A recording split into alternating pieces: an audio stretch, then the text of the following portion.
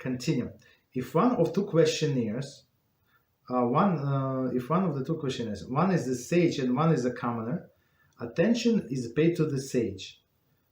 One student and one is a commoner, attention is paid to the student.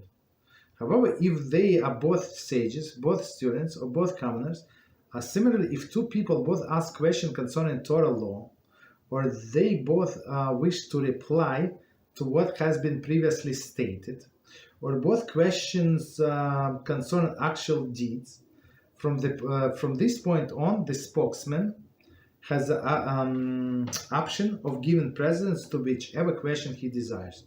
So now, when they on the same level, like the same relevance, and two people ask, so he can choose any person.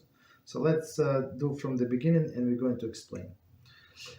If one of the two questionnaires, one was a sage and one was a commoner, attention is paid to the sage. Why is that? Discrimination, of course. As mentioned in the text, next chapter, we are obligated to show a Torah sage respect and honor. Oh, yeah, it is. It's not discrimination. So people always use negativity, right? It's not discrimination. It's a preference, right?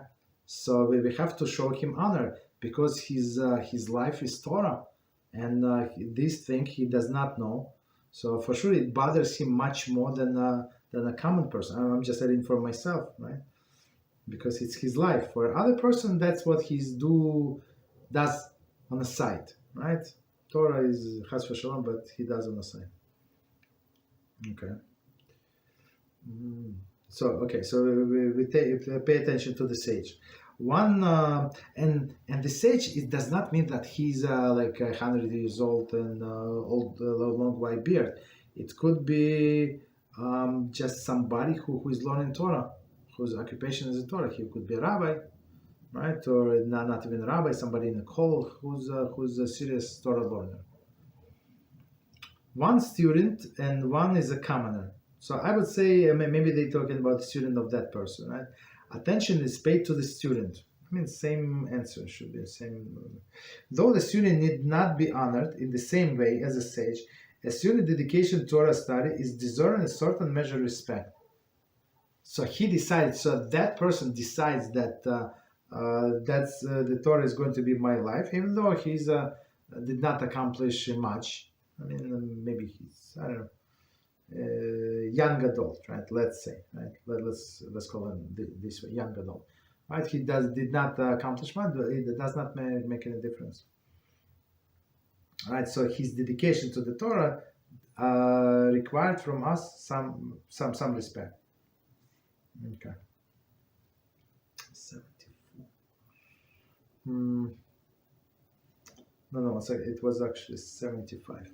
Continue. However, if they both sages, both students, or both commoners, similarly, if two people both ask questions concerning Torah, so if they're on the same level, or and the same, and they ask the same type of question. Let's say we have a lecture, so both of them ask about the lecture, okay, about the topic that we're learning, or both of them wish to reply to what has been previously stated.